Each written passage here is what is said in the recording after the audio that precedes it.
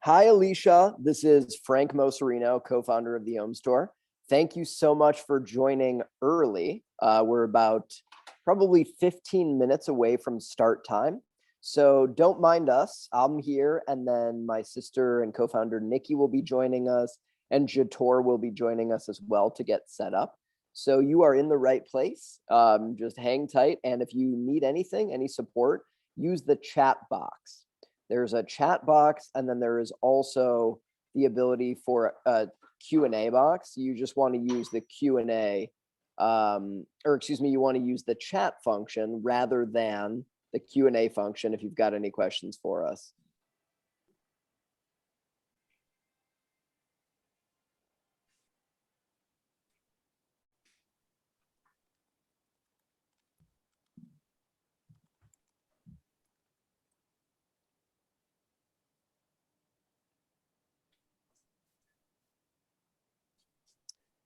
Hey, Natalie, I see that you're here as well. So we've got Natalie and Alicia. I just wanted to check in. You guys are so early, and we really appreciate that. Jator is here, and we are getting everything queued up. Our plan is to begin right around 12 o'clock Central Time, which is 10 o'clock a.m. Eastern. No, let me go backwards. So we're at noon Central. So we're going to be getting started in about 10 minutes, Alicia and Nikki. And Natalie. And Nikki's here. It's me again, disguised as Frank. What's happening, Frank and Frank? How are you? Gosh. Hey, Jator. Nice to meet you. Nice to meet you too, brother. How's it going? It's going good. It's an exciting morning over here. We had a tremendous evening last night with gale force winds going all night, so it was like a nail-biting evening, and now we woke up today and nothing blew away, so it's a great day. I feel that. The house is here, all of the big items are here, and yeah, our building was like, don't use the front doors today, don't like secure anything you have on your balconies. It's been crazy downtown. Wow. Okay. Well, that's entertaining to say the least. Yeah, Jator's on the other side of the world. Jator, where are you coming from? I'm in Denmark. Amazing. I saw that in all of the website materials, and I was wondering if you were actually going to be in Denmark. I'm in Denmark. The sun set, I don't know, 5 hours ago. It's been pitch black since 3 in the afternoon. Oh, wow. Well, it looks bright. You've got it figured out. It looks nice and bright over there. I have a really big light shining on me, which I probably won't get any sleep tonight now. Yeah. I usually wear my blue blockers, but I want people to be able to see my eyes, of course.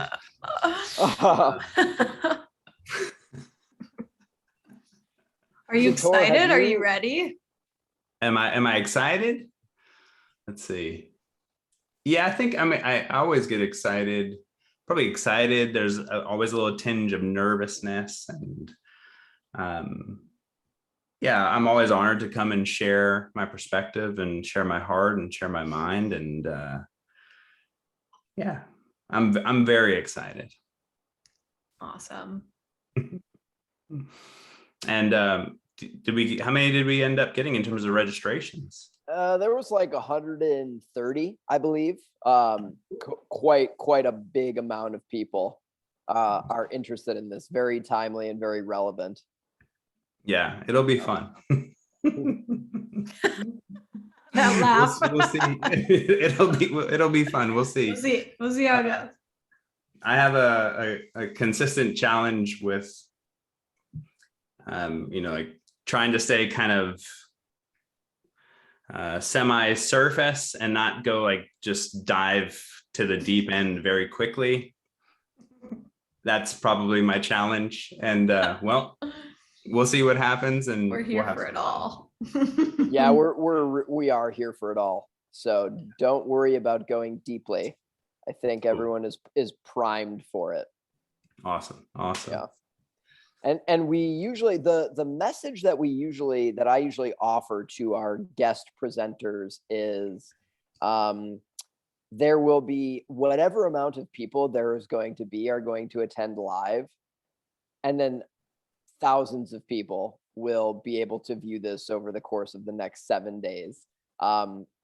This is going to be a resource to a lot of people. In the small group that we're going to have gather together and make time out of their day to attend live, they're going to be impacted first.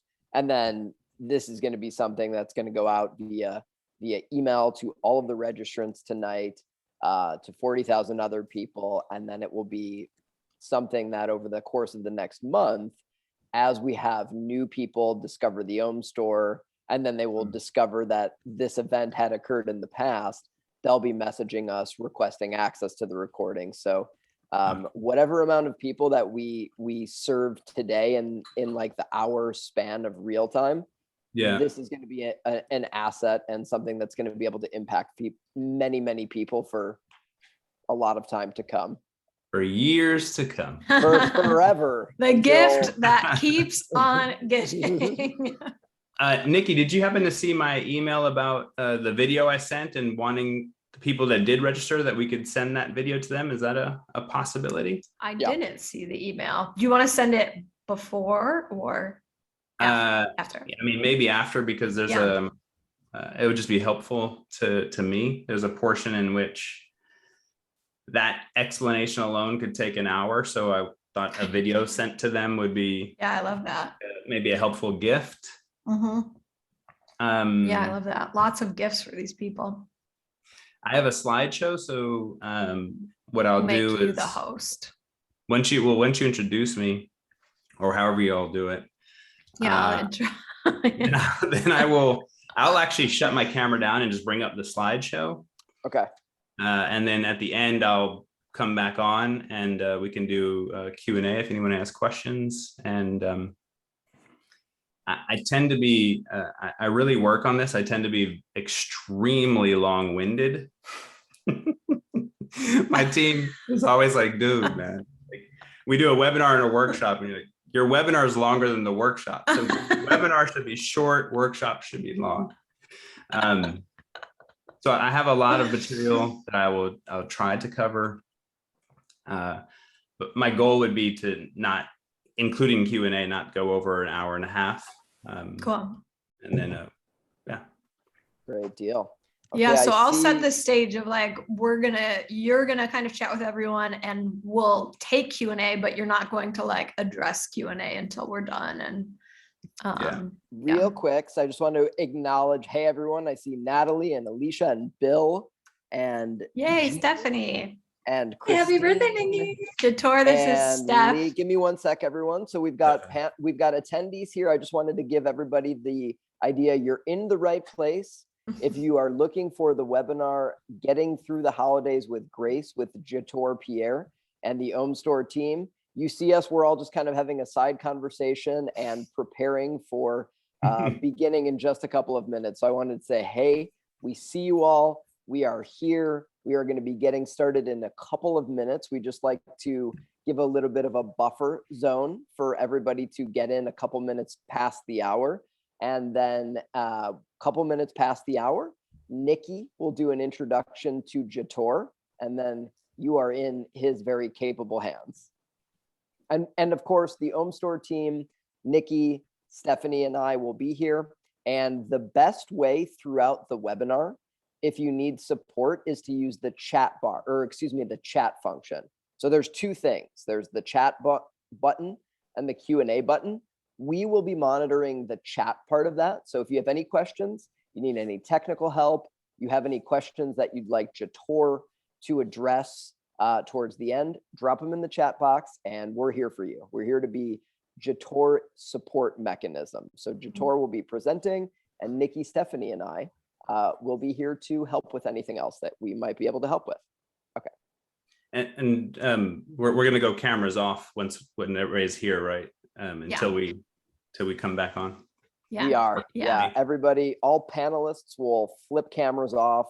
All panelists, with the exception of you, Jator, will mute their audio as well. And we're just going to be here making sure everything's working from a technical perspective and from an attendee perspective, doing anything that we might need to do to support them.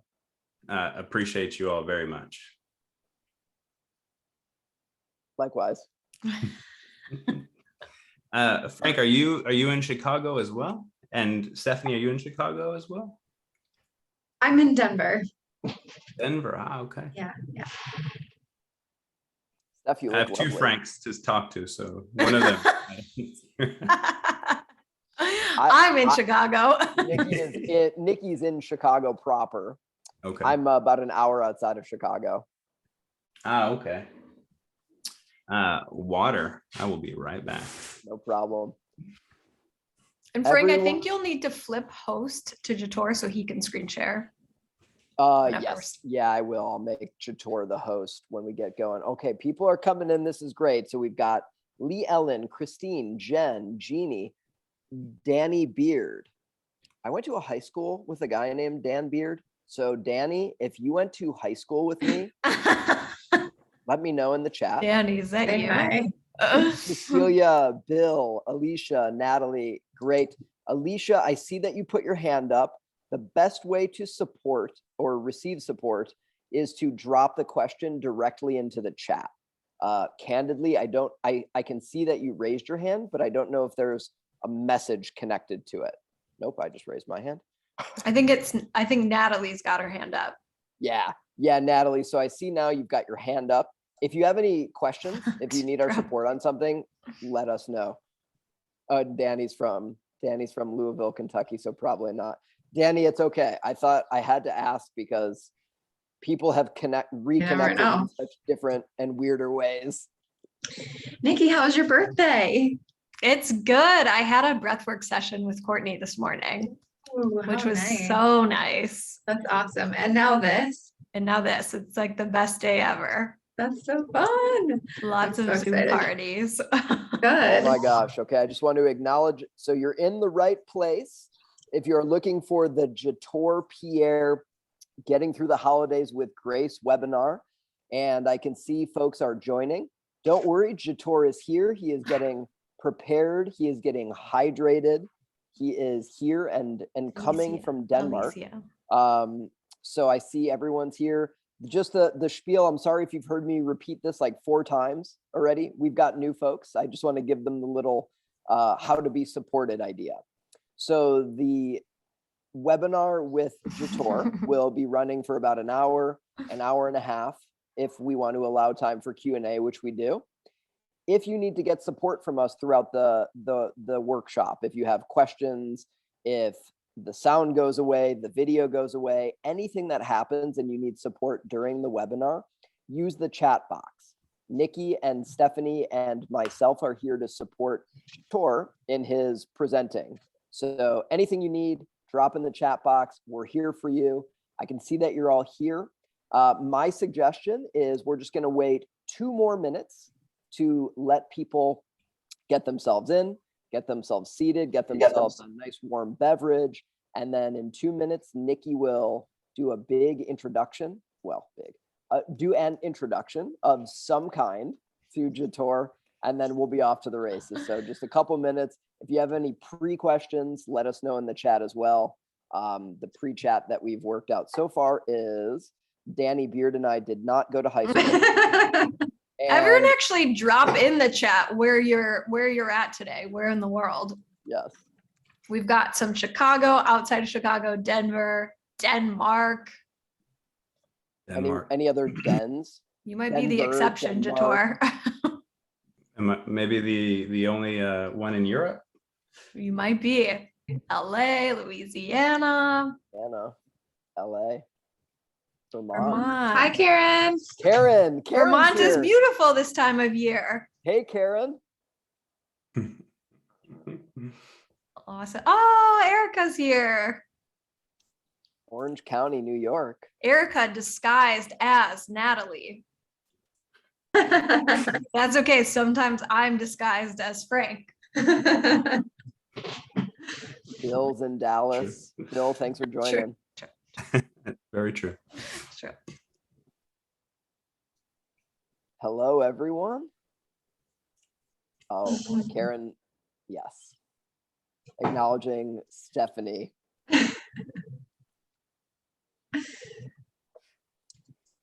since we're about a minute away, I'm not sure if anyone is a fan of Alan Watts, but they just released a new collection of Alan Watts quotes. So it's not a typical, many of Alan Watts's books that I consume regularly are like novelizations of lecture series that he's done. And this is a work that you might just keep on your kitchen counter or on your bedside table, because it's just got like little inspiring pages that have like one thought on them at a time. And no, I don't work for Alan Watts and sell his books, but I just had it here. No affiliate commission for this No promotion. affiliate commission if you buy that book.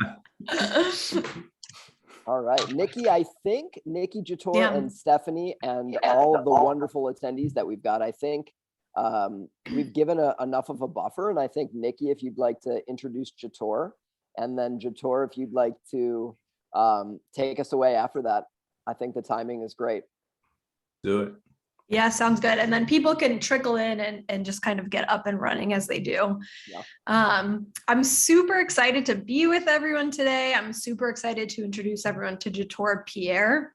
I've had the honor of working one-on-one with Jator for, maybe the last year or so. And from the first time that I had seen, I think it was a live webinar that Jator had done for a group that I was part of, there was just like this undeniable knowing that he had such a deep, genuine understanding and ability to unraveling a lot of the roots of human programming.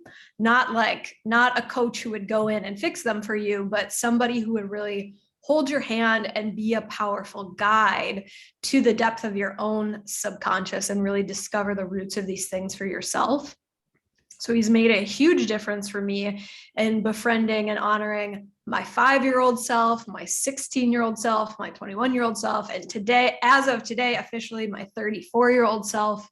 So some of these parts of myself that had maybe been left behind or left incomplete, and really integrating them into the whole being that I am today. That is his brand, Whole Being.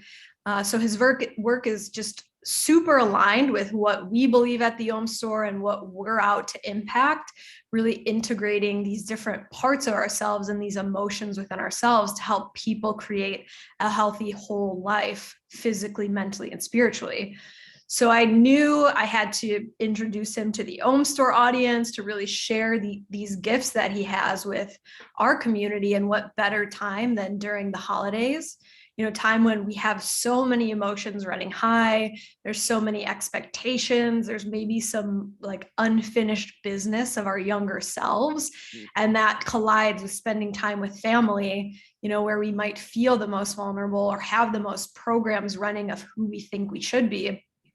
So I think that if we all walk away from this session with just a little bit more awareness of how we can show up more grounded, a little bit more present, a little bit more, responsive versus reactive, that it will have this beautiful ripple effect through our families and create this really beautiful memory with people we love this year. And that's, such a gift that will give back year after year. So today, Jator is going to present.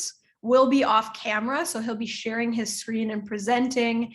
And once he wraps up, we'll definitely allow some time for Q&A at the end. So you guys will have a chance to have any questions you have directly for Jator addressed at the end. And then we've also got a really special gift that he and Whole Being are sharing with the Ohm Store community. So we'll share that at the end as well. So without further ado, Jator, we're going to hand it over to you, and we're going to go dark, but everybody who's on will still be in the chat able to assist if you've got any technical challenges, and then Jator will answer any questions for him at the end. Cool. Jator, Thank you you've so got much, host Nikki. Capability now, so you're good to go. I'm the host. Dangerous, armed and dangerous. We're getting dangerous now. So I will shut down my camera, and we'll take it away, my friends.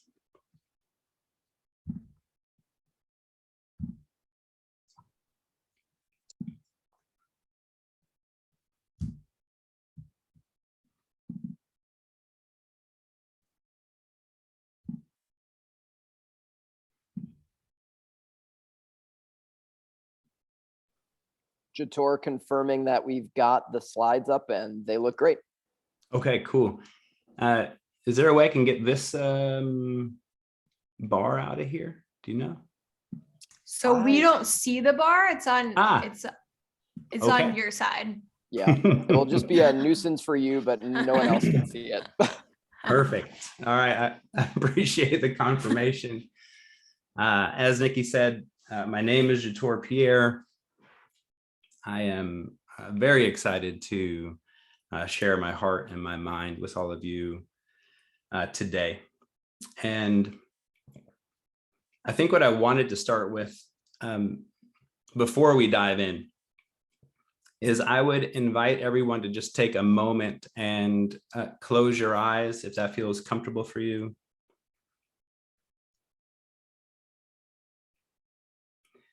And allow yourself to feel your emotions, your sensations,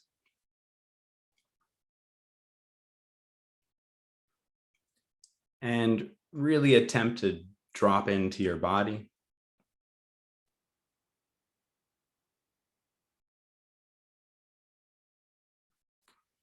Maybe in other words, to slow down.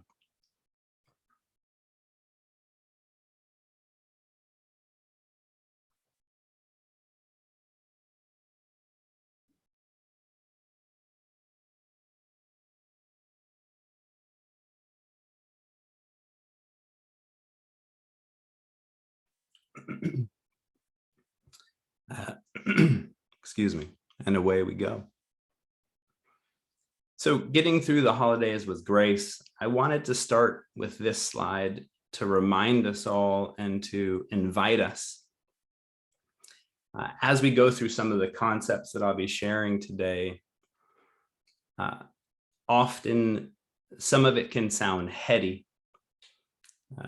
And my invitation to each of us is, as I'm speaking and sharing, to allow yourself to feel what comes up in you as I'm sharing.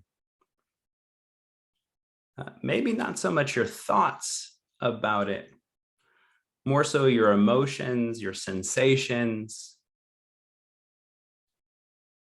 and what's going on inside of your body as I'm sharing. To really get into maybe a graceful state with beautiful movement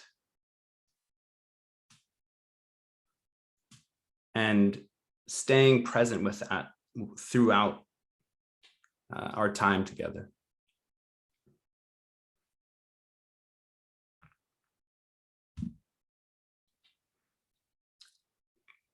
Second invitation I'd like to offer is, in my experience of working with clients and doing many talks and presentations, I'd invite you to take a moment as well to turn off all your notifications, put your phone away,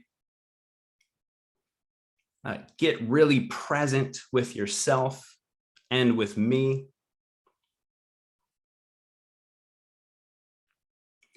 And notice how often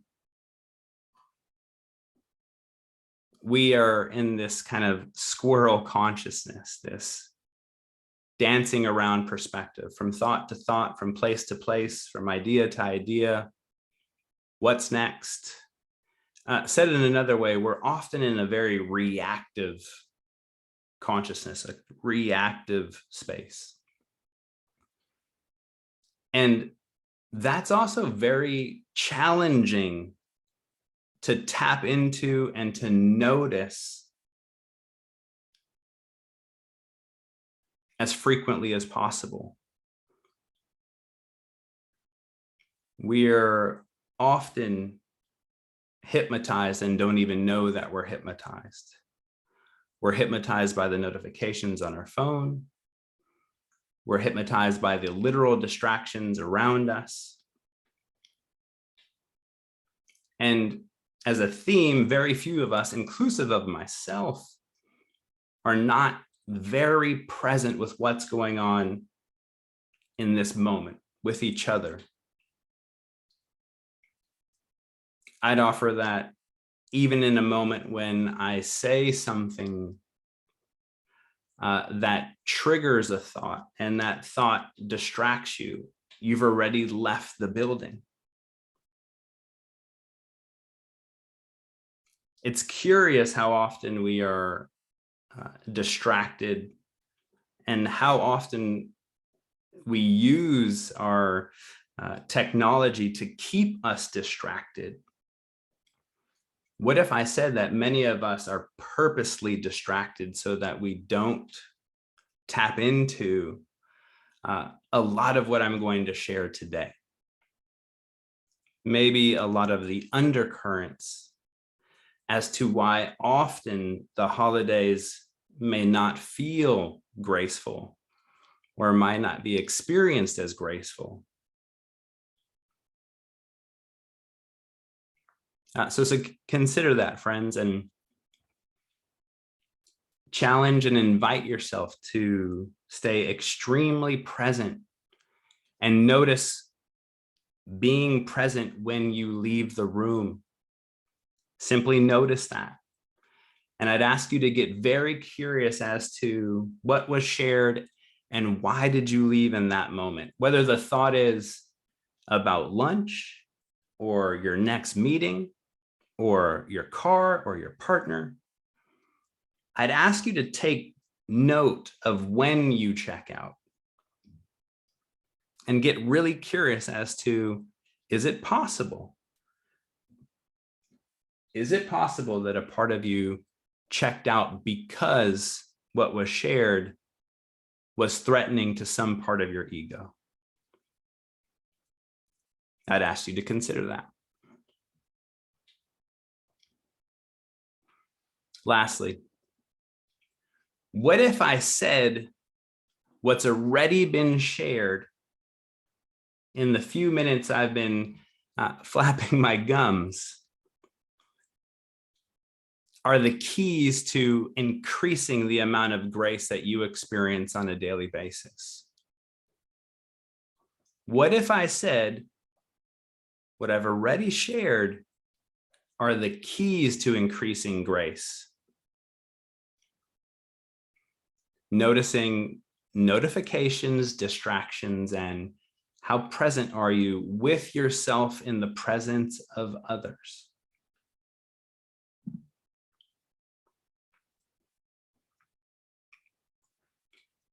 So as we move through, I'll also be asking you to notice what you typically don't notice. It's one of the, at least as I experience it, strange reasons why I start with notifications, distractions, and getting present with each other. Is it brings our awareness to noticing maybe what we typically don't notice. How distracted are we typically? When you walk into a room, do you notice that every time you walk into any room, you have a typical pattern that plays out? That when you walk into any place, you have a pattern that is a pattern that's extremely habitual that blinds you from noticing many other things that are occurring in that room. So noticing what you don't notice about, let's say, notifications on your phone, on your computer, or the tabs that are open on your computer, how many tabs you have open on your computer or on your phone. What if I said that those notifications and tabs open can represent to you how you see today through the past, as well as the continual energy drain that all of these windows and notifications have on your physiology, as well as moving you into a much more reactive state? Said in another way, excuse me, a flight or flight state. If you unplug your computer and you have a lot of tabs open on your computer's battery will literally drain faster than if you only have one tab. My question to all of you is, as we're stepping into the holidays, as we're maybe traveling to our parents' house, or they're coming to our house as our friends and family, etc. As we're stepping into these environments, as we're going maybe Christmas shopping, my question to you is, how many notifications and tabs do you have open in your subconscious that you're not even aware of, that are actually draining your physiology, as well as creating scenarios that aren't actually what's occurring in the present moment? What if I said that we're seeing the world through notifications of the past, what's happened in the past, or experiences of the past, what we've associated with different environments? What do you associate with the holiday season? And maybe your conscious mind says, well, I associate it with joy and I love Christmas and the lights. And I say, well, cool. I wonder if there's a notification in there or a tab open in the background that you had a different experience at some point in your childhood or along the way around what the holidays represent to you, and that's still influencing your current experience of the holidays today. In your conscious mind, you don't notice it, but it's playing out in the background. What if that's true?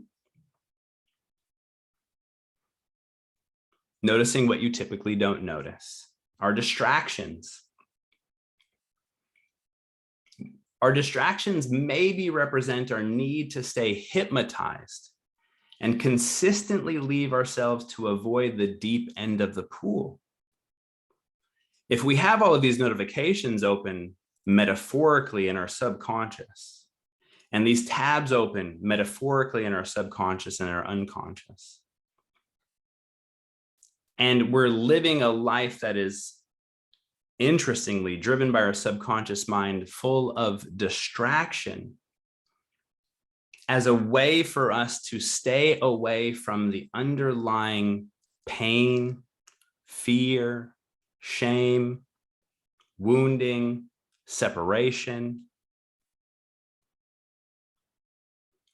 What if we often stay so distracted to maintain a distance from those parts of ourselves? And maybe some of you are saying right now, well, great, Jator, what the hell does this have to do with getting through the holidays with grace?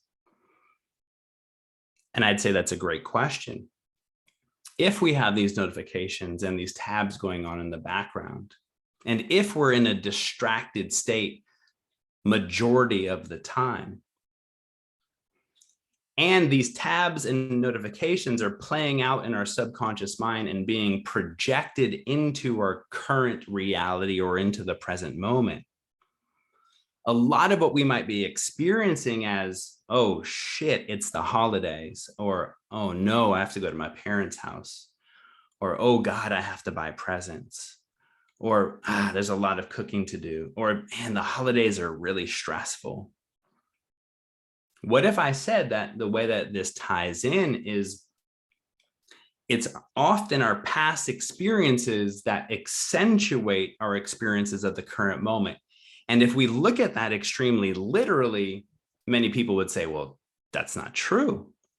And I'd ask you then not to look at it as a literal expression, but to look at it as a metaphoric expression, rather than saying the holidays are a pain in the ass, which some people might say, and some people might say the holidays are a joyous occasion. I would ask both of those clients, I'm curious, what do the holidays represent to you? If we were to paint a picture of the holidays, if we were to paint a picture of you going to your parents' house, if we were to paint a picture of your parents coming to your house, if we were to paint a picture of a divorced family with step parents getting together and spending time together, if we were to paint that picture and we were to sit down as if we were at an art gallery, and I asked you, what does that painting represent to you? A picture is worth 1,000 words. I'd say a picture is worth an astronomical amount of emotion and feeling, as well as words. Often we hide in the literal story to keep us safe. The literal story is often what keeps us noticing what we've always noticed and keeps us out of getting curious about what's underneath the story. Said in another way, we often speak in habitual pattern or speak story to make sure that we don't tap into what's really going on underneath the surface. And if we find and start to dive into what's going on underneath the surface, to acknowledge, to connect, to process, to feel, to emote, to sense, to eventually rewrite our story, we come out the other side with a lot more grace in said experience. The experience then has a different association. We've rewritten a story or a chapter of our past. In that vein, we're not here to rush that process. It's from my perspective, it's a slow process that needs to be deeply respected and cannot be skipped. It can be skipped, but then we're, from my perspective, wearing another mask and essentially living another illusion. So what does this all tie into then with presence? Noticing what you typically don't notice. I'm wondering right now, how many of you are noticing aspects of yourself that you didn't notice before? I'm wondering if by looking at the holidays through the lens of metaphor and what does it represent to you, does it open up seeing yourself and your experience in a different way to gain a different sense of understanding? So through being present with what notifications, what tabs, what distractions, we're then self-allowed two very powerful perspectives, in my opinion. We're allowed the ability to observe. We're allowed the ability to observe self. We're allowed the ability to observe our thoughts, our feelings, our emotions, our sensations, our actions, our sentence structure, etc. Lots of aspects that we can observe of self. Second word that's might be more important to me, at least in this moment.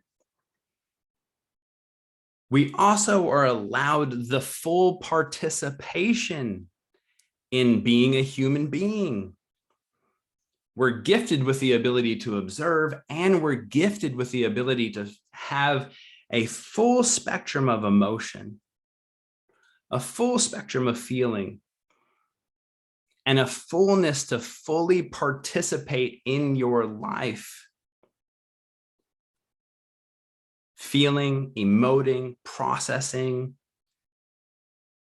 and I'll put air quotes here, healing. For me, my perspective is we are all already, there's nothing to heal outside of our perception. And our perception of today is driven by these notifications and tabs of the past, to which we keep ourselves extremely distracted from, which keeps us in our typical cyclical story. If you look to your past, my guess is many of you know your future. Maybe someone says, how do I know my future? I'd say that you know your future by looking at your past, because the past will repeat itself without conscious intervention, getting into these notifications, getting into these tabs, getting into your distractions, and getting extremely present with the observer and the participant in your own life to change it. To step into the holidays with a little bit more grace. I'd ask you all to consider those perspectives, to get curious about them, to, if you're questioning what I'm sharing, I'd ask you to also question what's going on inside of you. Can we get curious together and explore this together? Okay. Moving on. Notice what you typically don't notice. Distraction, presence, tabs and notifications, all literally expressed in our phones and our computers on a daily basis. What if that is an outside expression of what is going on inside of us at all times? Okay. So what might the bedrock of how we experience the holidays be? What might be parts of the bedrock? When I say bedrock, for me, what that means is what might be the foundation? Maybe said in another way, what might be the soil? Out of the soil grows a Christmas tree. The Christmas tree has roots, has a trunk, and I think they're called leaves on a Christmas tree. Leaves and twigs, we'll roll with that, my friends. And the Christmas tree itself is an expression of the soil. So my question to you is, what might be in the soil of how you experience the holidays? What feeds your roots? What feeds your trunk? What feeds the leaves and twigs? What creates your tree? What creates the end expression? What creates the end expression? Many of us, when we look into the soil in a very interesting way, many of us live in an unconscious loyalty to our parents' values. Wow, what does that mean? It means that as a theme, many of us were programmed by our family of origin. And that programming came with tremendous amount of values and ways to be and ways to live. And interestingly, a lot of the criticism that we feel internally, self-criticism, a lot of that criticism and pain and shame, interestingly, can come from when we are living outside of our parents' value sets. It can also come from if we're living inside of our parents' value sets and don't agree with them. Many of us stayed loyal to our parents' values at a subconscious and unconscious level, which in a very interesting way causes us a tremendous amount of pain, the experience of pain. Why would that be? Well, I have a question for all of you. How many of you, when you were kids, needed your parents' attention? I'd guess everyone here raised their hand. We needed our parents' attention, at least in part, desperately. So we were often acting out of a place of acting in a way that we believed we needed to act to get our parents' attention so that we could feel a sense of purpose, that we could feel that we mattered, that we could feel acknowledgement. So many of us also then take on our parents' value structure and live that out throughout our lives without ever questioning that tab or that notification. And that value structure doesn't serve who we are today. Now, I'm not saying that across the board. What I am saying is, if you're living out someone else's values that are no longer yours, and that's happening behind the scenes, can you imagine the amount of pain that causes?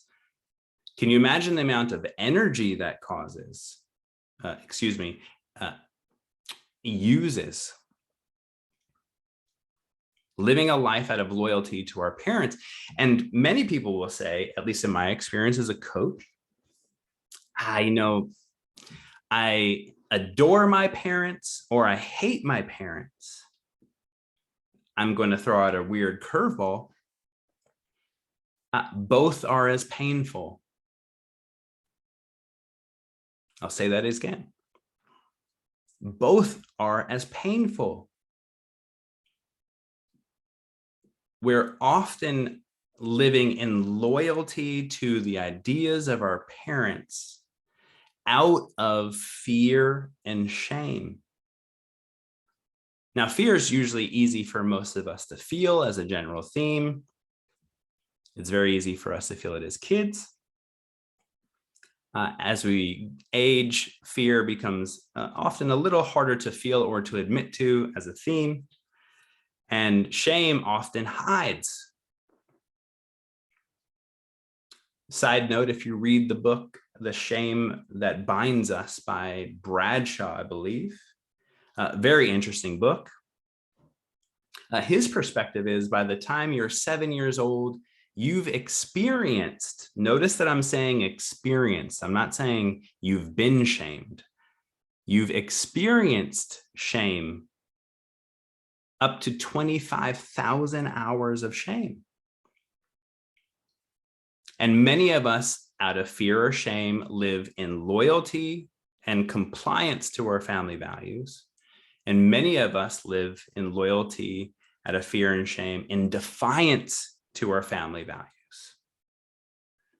Two sides of a coin with just as much pain and still just as much attachment to being who we've always been in the family.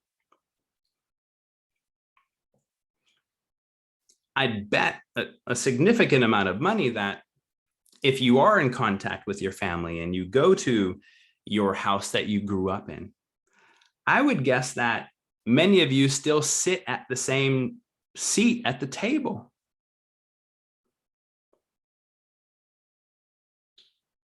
Another way to see how much attachment we still have to needing our parents' attention so that we can get acknowledgement.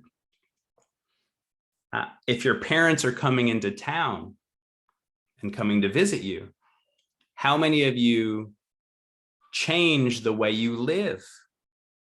Clean the house in a different way? Present yourself as you think your parents need you to present yourself, to, in a very interesting way, to avoid maybe conflict and or to make sure you're the good little boy or good little girl, and or you do the opposite of their value system to make sure that they remember you're the bad little boy or bad little girl. Isn't that interesting? So if some of this is playing around in the background, we're talking about the holidays. This is playing around at all times. And often the holidays accentuate these experiences because there's a lot more, in my experience, expectation and a remembrance of family values, and maybe even more pressure to fit yourself back into that narrative and or to fit yourself out of that narrative. So, question. Would you consider that one of the challenges that we have around the holidays is many of us are living in loyalty to our parents' values that are no longer our own, that remain unquestioned, and we haven't found our way to live life? What feels right for you? What are your healthy boundaries? What are your limits? Not your parents, not what they want you to do. And I'm focusing on our parents, not to attack our parents. In fact, I'd say this has nothing to do with our parents. It has everything to do with our experience of our parents. And our experience of our parents gets projected onto every single person in your life. They are the initial structure that we experience about ourselves.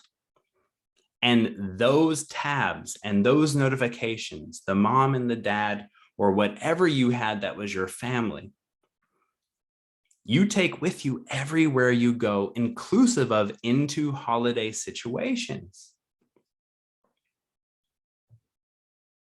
Okay, so in summary, would you consider that many of us are still living in loyalty out of fear and shame, usually hidden, and acting out compliant behavior toward our parents or defiant behavior toward our parents?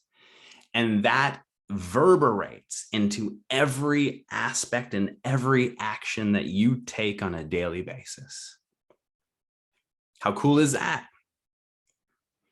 For me, what's so cool about that is that means that if we can go and explore it, and we can go and acknowledge it, and we can go work with it, and we can go and reframe it, and we can go and own it, we can also change it and find a way to live in respect to ourselves and in respect to our parents, which we'll get to in a few moments.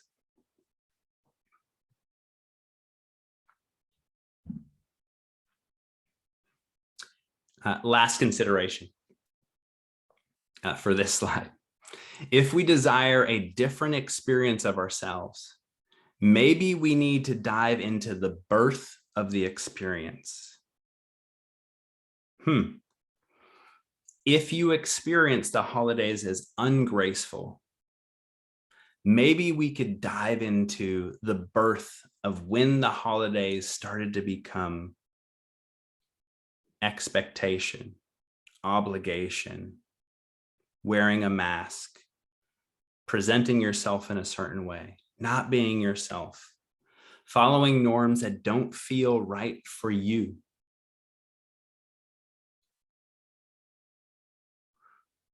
If any of you don't experience grace during the holidays and in any other time, I'd ask you to deeply explore that question. What do the holidays represent to me? And when did it shift? And what was going on?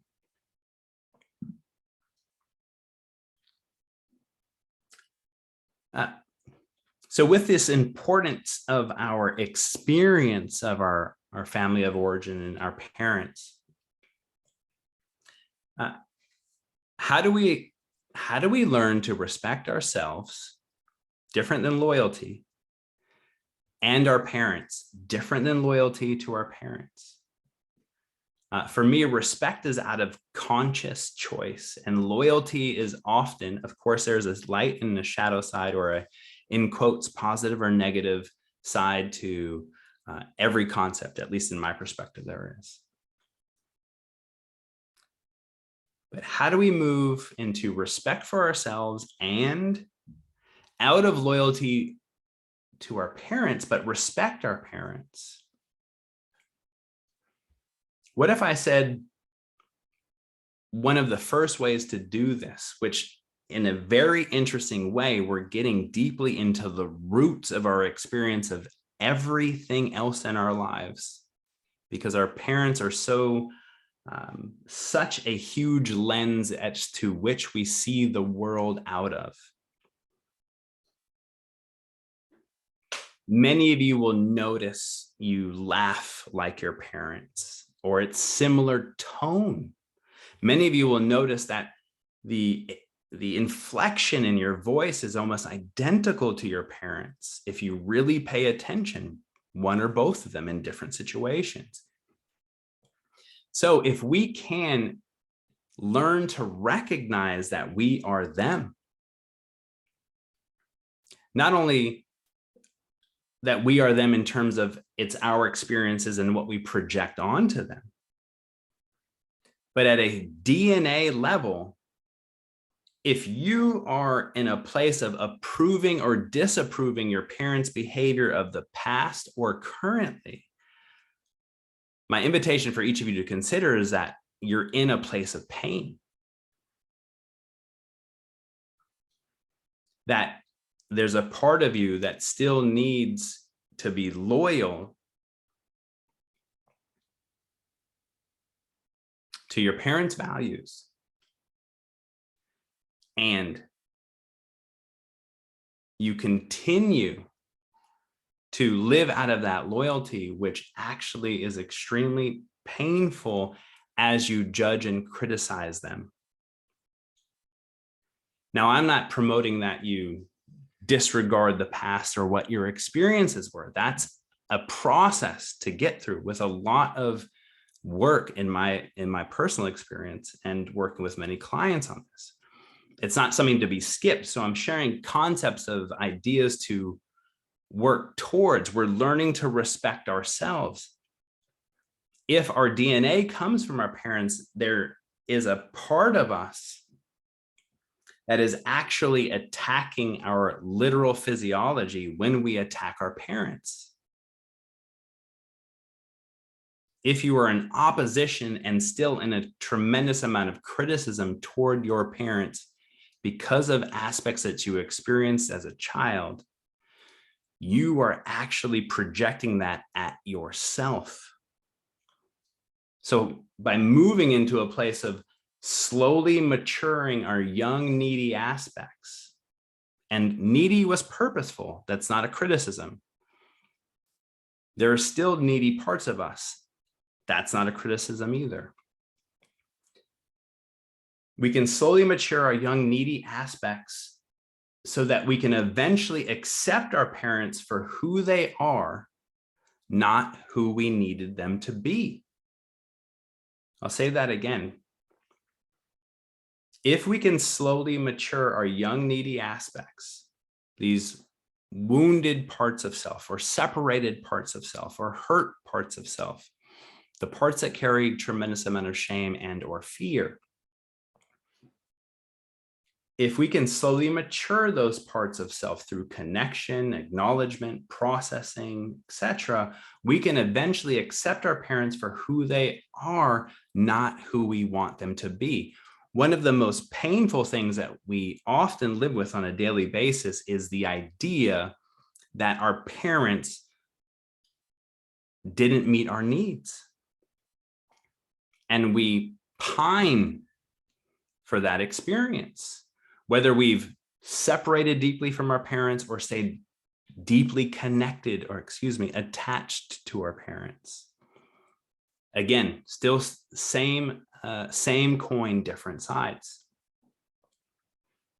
So if we can slowly mature those parts and start to recognize our parents for who they are, not who we need them to be, we can start to shed the need for approval from the outside, approval from our parents, which leads to approval from our children, approval from our family, approval from the outside world, which is a root of a lot of our pain around the holidays, searching for approval.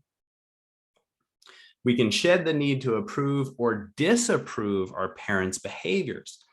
Said in another way, we can set our parents free from the cages of our projection and our experience and who we needed them to be, so we can feel a sense of loyalty to who we need to be in that construct.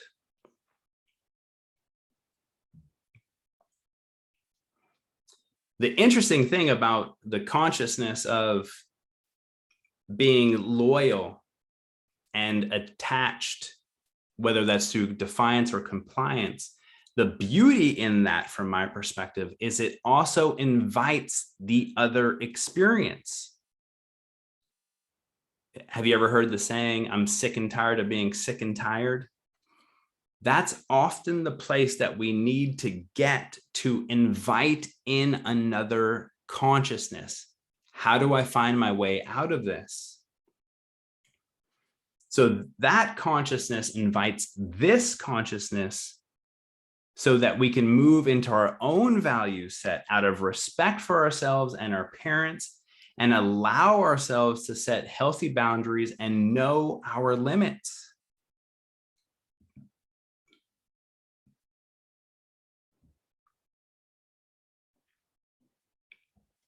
So can we move from a place of learning to respect ourselves in the presence of our parents, not out of compliance or defiance, but out of truly respecting where we had come from and learning to become ourselves out of the need to fit into the values of the original family structure?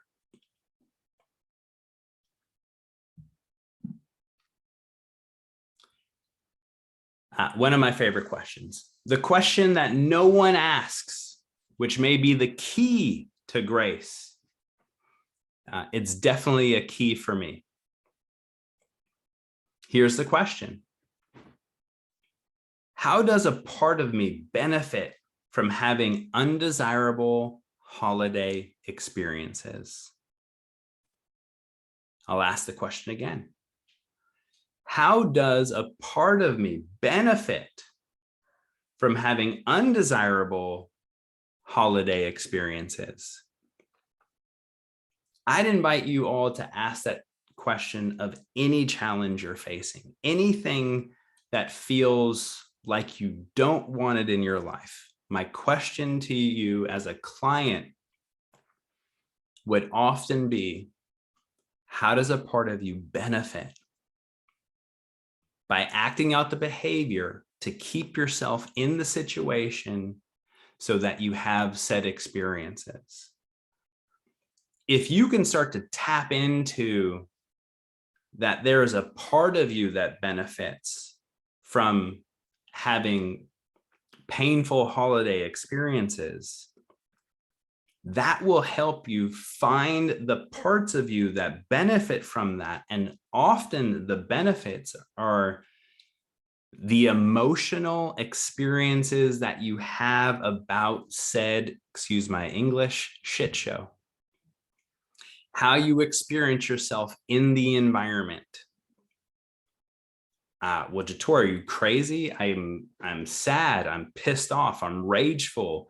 I'm ashamed. I don't want to go. And I'd say, yes, a part of me is probably crazy. And what if it's true that a part of you desires to feel that way? All the way back to what we talked about in the beginning, notifications, tabs open, and those notifications and tabs are informing how you act out in your life to ensure that you repeat the emotional experiences that you had of the past.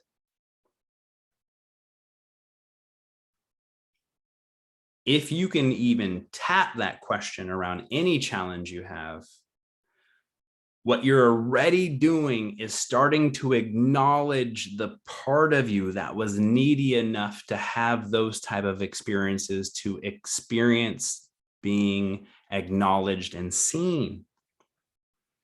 If we push those parts of us away, as most of us do in my experience, we're literally then enacting out the same behaviors that we experienced as children, which was, go away. You're to be seen, not heard. Stiffen up your upper lip. You cry too much. You don't get good enough grades. Or something as simple as you come home with an art project that you're very excited about, and your parents are in a financial stress or something, and you come home and they just don't happen to look that time. That can be enough to spark the emotional experience that you then act out for the rest of your life.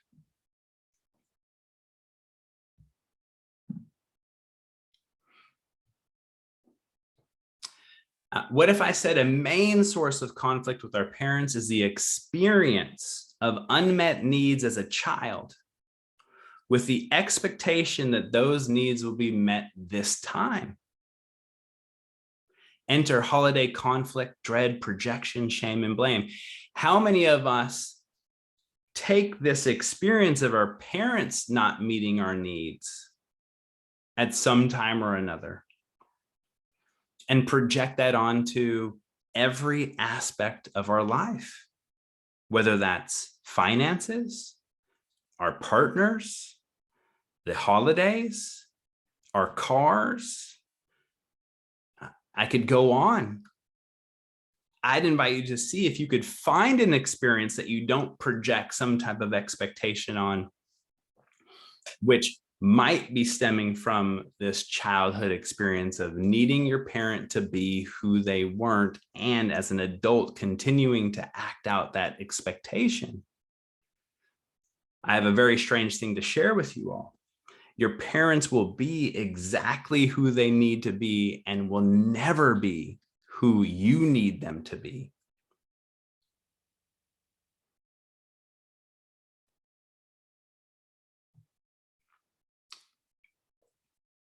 So could this perspective inform not only the holidays, but our experiences of daily life?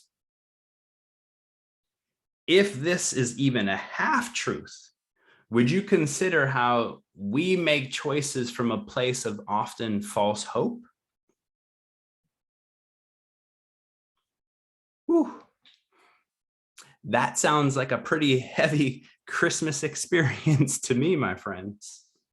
Or Kwanzaa, Hanukkah, and I'm sure there are others that I don't know.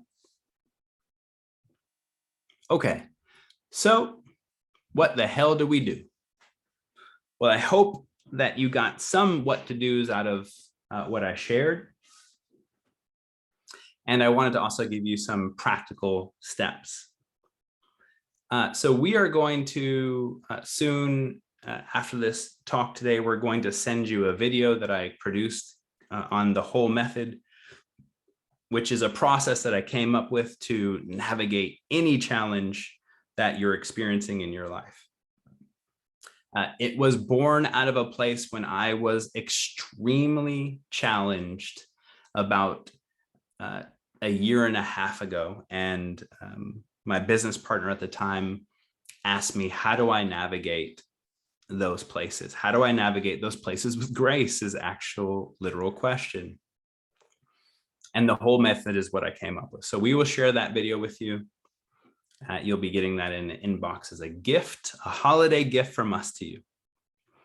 The next one is this projection game. And this might be one of the most potent games I've ever played in terms of navigating most anything. The game is you need another person, and I'd invite it to be a person that you feel truly intimate with, because this is going to get pretty intimate pretty fast. And the purpose of the game is you're going to sit across from each other. One person is going to be the projector. The other person is going to be the person being projected onto. Person one is going to give voice to 1 to 3 things that they do not enjoy about this person, whatever that is. Anything they can come up with. After that person, the projector, speaks those 3 things, their job is then to take those 3 things and turn those 3 things into a story about themselves. What about themselves are they seeing in this other person? So I could say, I think you're really loud and obnoxious. And then I would say, and what that means about me is there are times in my life when I experience myself as boisterous or obnoxious, and I notice that I have a lot of self-criticism about it. Now, it doesn't need to be as literal as that. It could be more metaphoric. It could get wider. The purpose of it, of this part of the game, is one, to get really honest with yourself and get really honest with someone else. Two, it's to notice and start to build a habit of noticing how much of your unprocessed experience, criticism, judgment towards self that you project onto the outside world. So it's a game of learning and getting deeply attentive to that. So you do those 1 to 3 things you don't like, and then you do the same thing with the 1 to 3 things that you do like. The reason why you do the things that you do like is we're often, well, it's about 50-50, but many of us are often seduced by what people like about us. So you want to then give voice to what you like about the person, and then turn that around into what that means about you. So you can notice what you see in yourself in the, in quotes, positive that you're projecting onto this person. The person that's being projected onto, their job is to sit there quietly and notice how seduced they get by the other person's experience of them, whether they're a jerk or whether they're beautiful. I can make you a guarantee that if you're seduced by people's positive experiences of you, you will be seduced by their negative experiences of you. They go hand in hand. So the person who's being projected onto, their job is to notice how seduced they get and to be present and to allow this other person to project and own their projection in each other's presence. After person 1 does the 3 negative and then the 3 positive, then they switch. And we switch roles. After the game, we don't talk about what was said. It is literally to be left. It's literally to let someone project onto you without needing to also prove and defend and change their perspective. This game has changed my life and has helped me navigate many situations where I was afraid to be myself because of my perceived ideas of other people's projections onto me and how they would experience me, which often would lead me to a place of hiding and pretending to be someone that I am not. Can you imagine the amount of pain and energy that it takes to pretend in other people's presence? I promise you, this game can break you out of that. It's not comfortable. It's not fun. It's really honest and it's extremely intimate. I'd ask you all to give it a roll, and at maybe some future get together, we can all play it. I play it at every retreat that I teach, and I play it with my partner and my best friends. And in a very interesting way, it brings us closer together. I feel closer and more intimate with the people that I play this game with, hands down.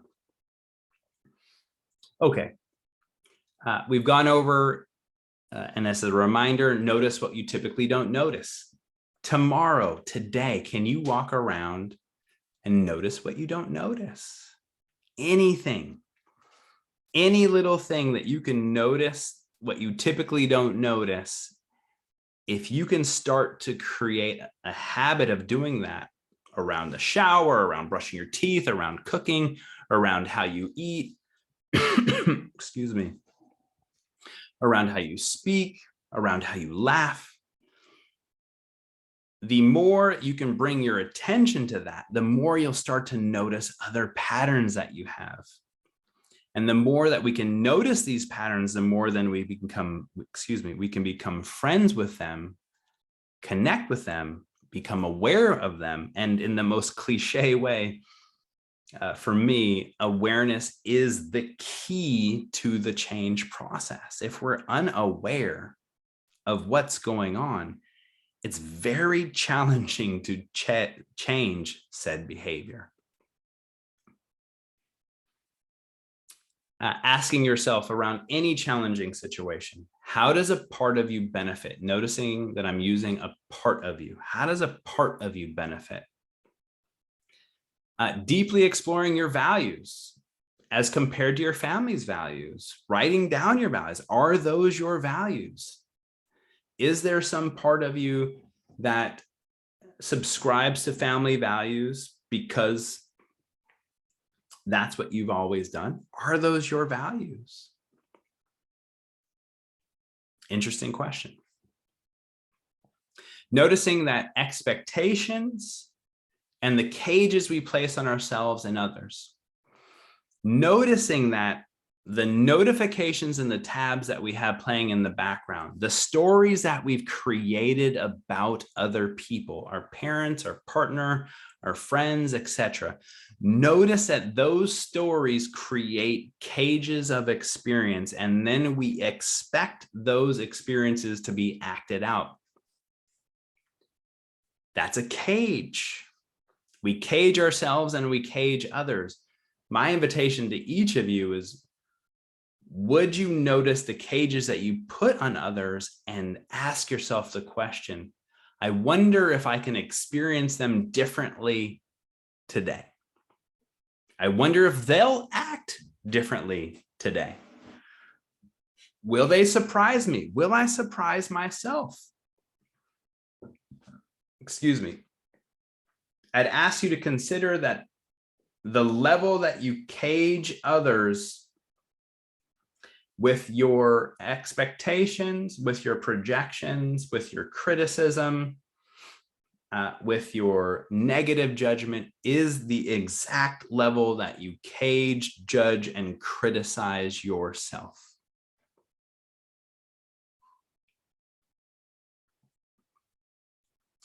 Asking yourself the question, how does the lenses of the past inform the present? Very powerful question from my point of view. Would you question yourself with the ferocity that you question others? This one was fun for me. If the holidays are ungraceful, expect the shit show. Expect the shit show. If you have the expectation of what the normal occurrence is, in a very interesting way, going to someone's house, you'll be less surprised when it doesn't live up to the desire that you want it to be. I hope this year is everybody's going to get along and Aunt Jane isn't going to throw a pie at someone's face. Turns into, well, this year is probably going to be the same as ever, and Aunt Jane definitely is going to throw a pie in someone's face. My point is, you set yourself up with realistic expectation, and if it goes in a different way, you'll be surprised, potentially joyably surprised. As well as if you're walking into any environment doing some of the ideas or the work that I shared with you all here today, I can guarantee that you will step in your entire life, holidays, business, work, play, competition, with a lot more grace and a lot more compassion and a lot more understanding toward yourself, being kind to yourself which eventually will start to show up in the outside world. And from my perspective, true kindness is authenticity. If you hide yourself from those that you say you're emotionally connected to or attached to, if you hide yourself and mask yourself around those people, my question to you all to consider is, how kind is that?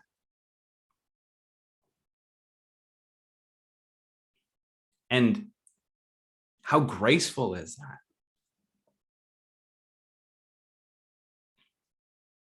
And how much heaviness do we all carry around on a daily basis? Being loyal to behaviors and values of the past that no longer serve us. A tremendous amount of our behaviors from childhood were born out of a place of needing to survive. And a lot of what I shared with you all today is perspective, questions, ideas to explore so that you can move in your life from a place of thriving. And if you can honor the parts of you from the past that were so brave, so courageous, and so beautiful to learn behaviors to make sure that you could get to today, then the game changes. You're not then going back and exploring your past with the same experiences that you had as a child of fear and shame. You're going back and exploring your past with curiosity, openness, encouragement, acknowledgement, and wanting to get to know yourself in a very different way so that you can show up with yourself in a very different way today.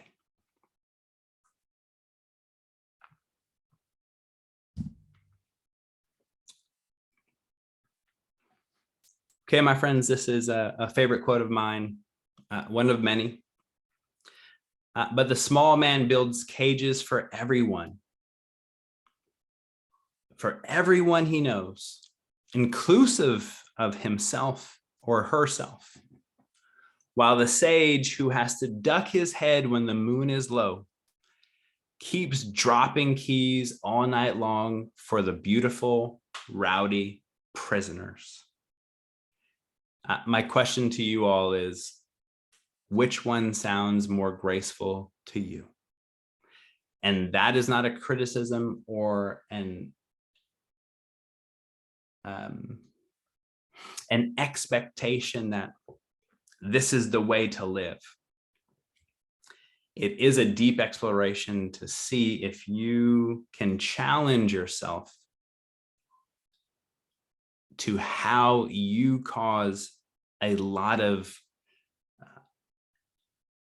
ungraceful moments in your life through past experiences that have caged you and caged how you experience today.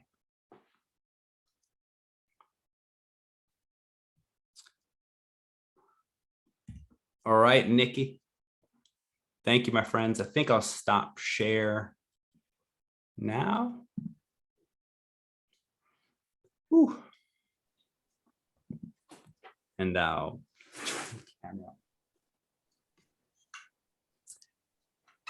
my mouth is dry.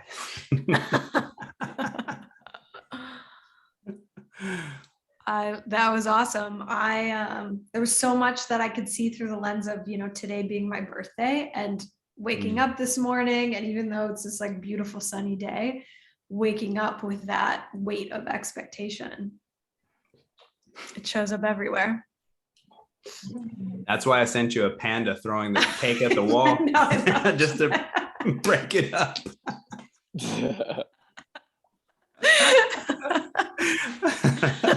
That's what we need. I think that's my favorite gift. Yeah, that was beautiful. I still do it too. I mean, for me, that's the beauty in it.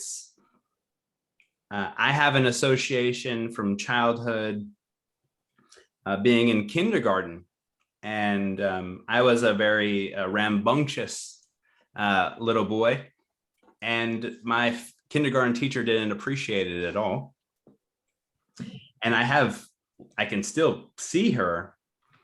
I would stand up at my desk often and look outside to nature. Nature was right outside. I grew up in Berkeley.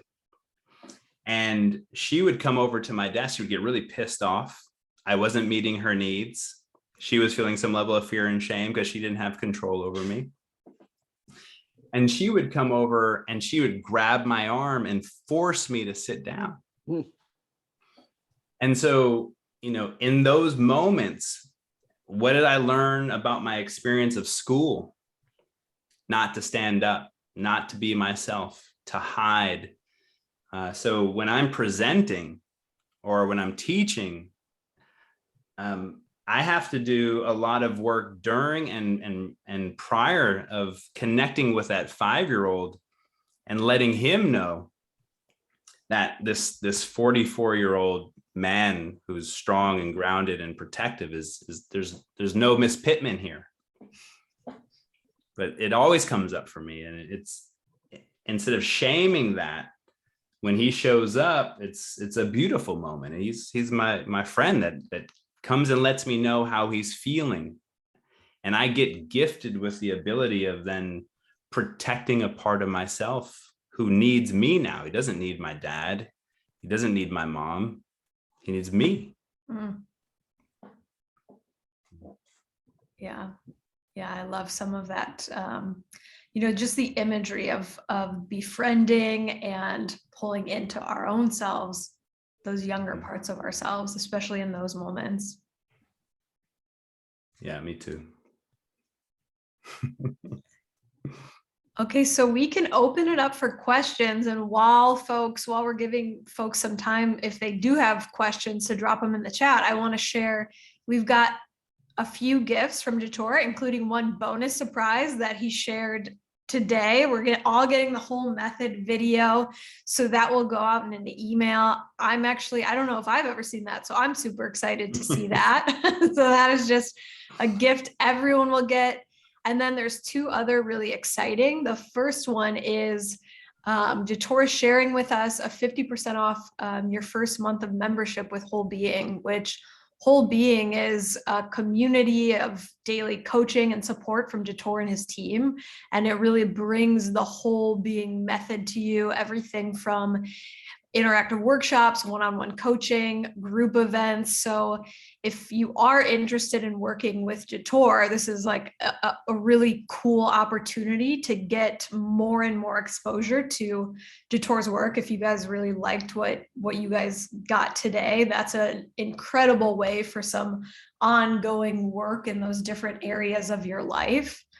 The second is there's like a whole slew of perks.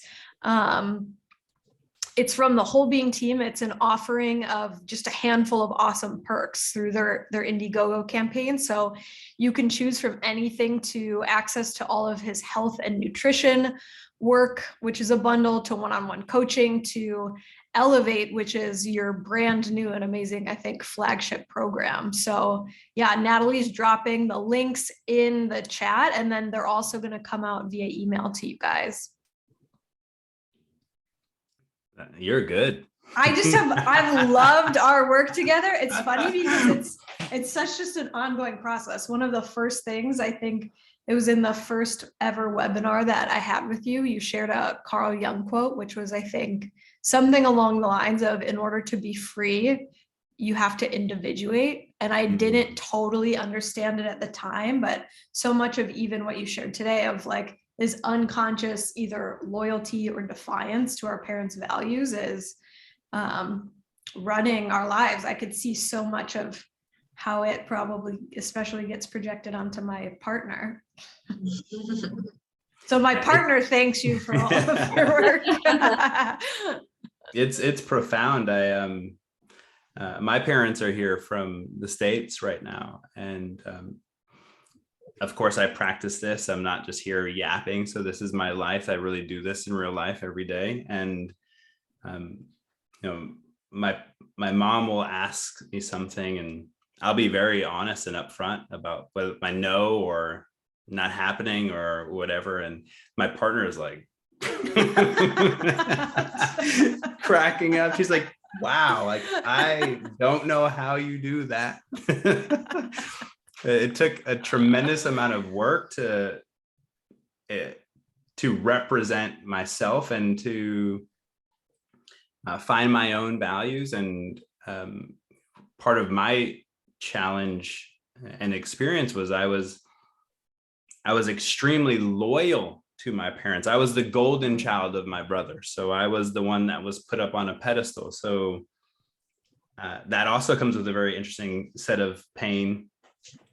But when I realized what was going on and starting to look at how I was living my life to continue that role, not for who I really wanted to be and how I wanted to act in the world or who I wanted to be in the world,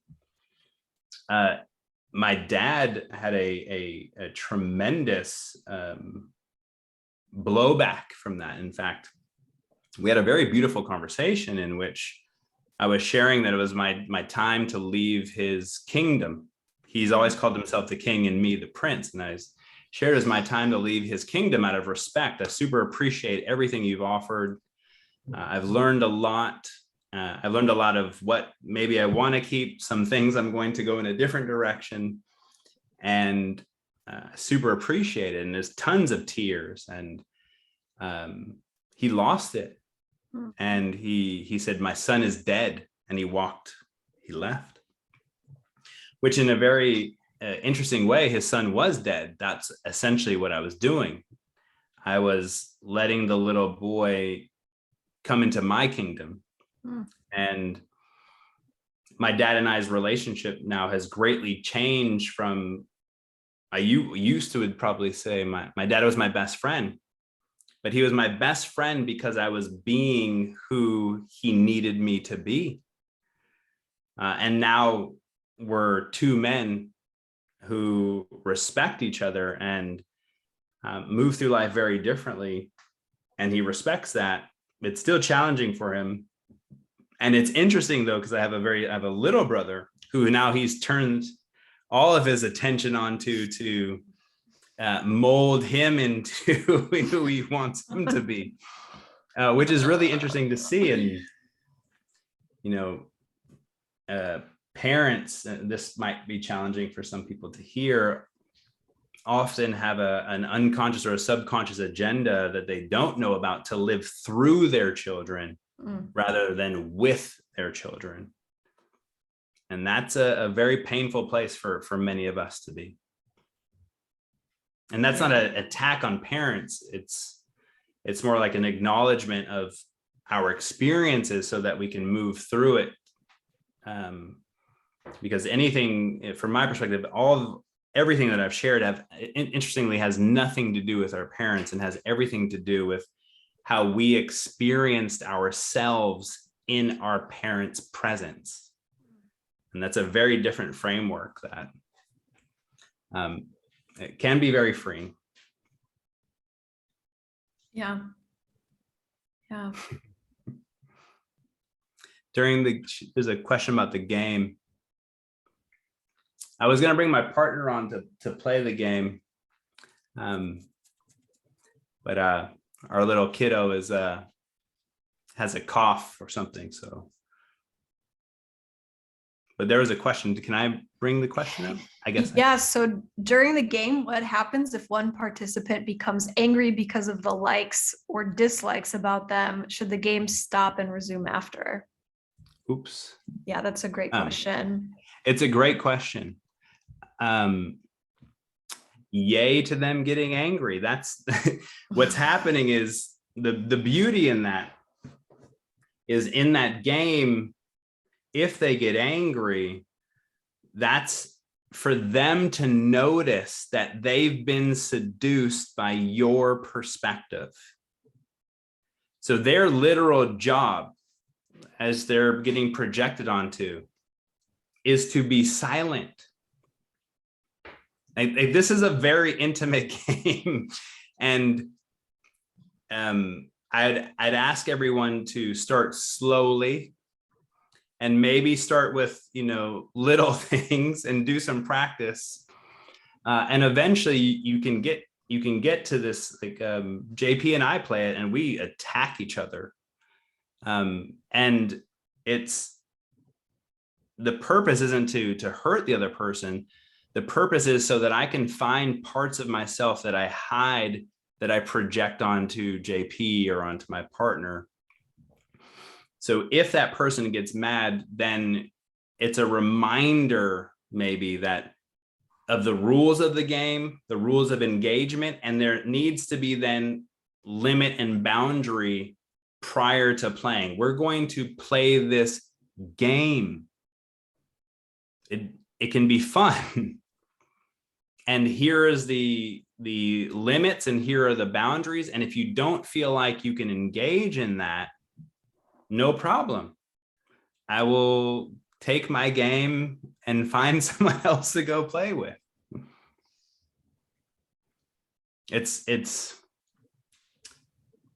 We're so programmed and seduced to believe that what other people think about us is us, but it's not. It's literally them projected onto us. In a very weird way, I'm going off tangent here, but in a very weird way, who we know, we don't really know anyone. We know ourselves about our experience about someone. So we make up stories and projection and emotion, but all we're really doing is experiencing ourselves projected onto someone, reflected back to us, and then saying, I know this person. Often in a really interesting way, many of us, because of how we were raised, the people that we think we're the most emotionally connected to were actually often the most emotionally in discord from. Because the more emotional attachment many of us have, the more need many of us have to hide. You're much more likely to be yourself with somebody at the grocery store than you are with your partner. In terms of like you're getting pissed off or angry, etc. We hide a lot around people who were emotionally attached because just like when we were kids, with that programming still there, we're afraid to lose them. We're afraid to lose that attention. We're afraid they're going to really know who we are. We're afraid to know they're really going to know our thoughts. I mean, real intimacy is it's not unicorns and dancing around. It is honesty and connection and understanding and compassion about the parts of us that we don't want to share.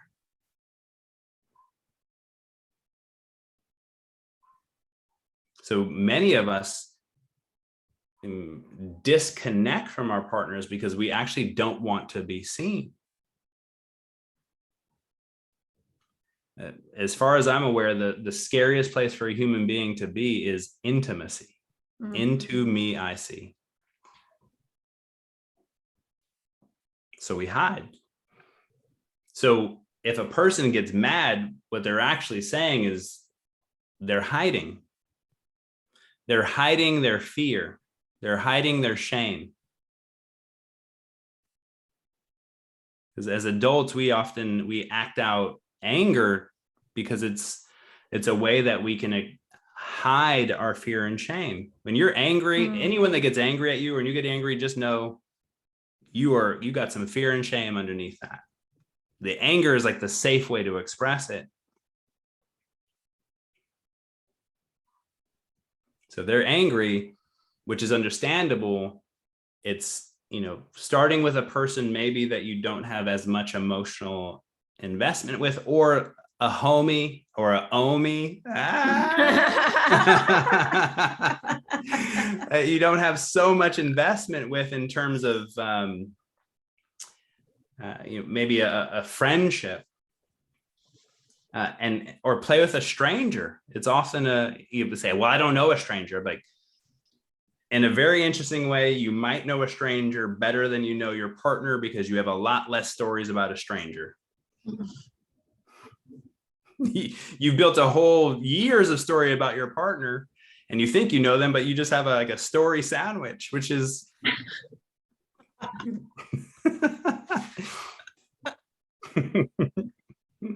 so long answer to set healthy limits and boundaries about the game, and start easy. Start with things that aren't so sharp.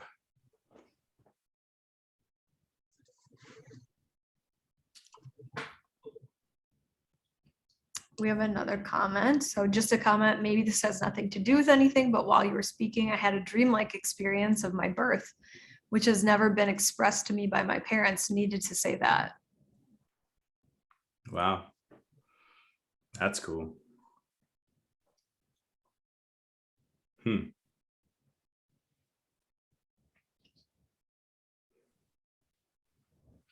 Good stuff. Stuff. Any other questions? Otherwise, we're going to be wrapping up. Natalie's dropping some really helpful information. So if you do just, walk away and you end up having some other questions, or you want to understand more about Jator and Jator's work and whole being, Natalie's dropping a really helpful link. So grab that. Otherwise, we'll follow up with an email, with a recording, with all of the gifts. So many gifts, surprise gifts. So many gifts. Christmas. It's raining Christmas. Get Hol Healing is my IG. So yeah, follow Jator on IG. What is the handle? Get Hol Healing. And it's HOL. Get Hol Healing. Get Hol Healing. Okay, awesome. Well, thank you everyone for joining today. It was awesome to be here with everyone. Jator, this was just always good to present some of this work. And today I needed it more than ever. So I appreciate this. Thank you, my friend. Thank you. Super happy birthday. Thank you, Frank. Thank you, Stephanie. Thank you. Super appreciate the opportunity. And it's very, very, very in my heart. Appreciate it very much. Yeah, us too. All right. Talk soon. All right. Bye, Bye, friends. Bye.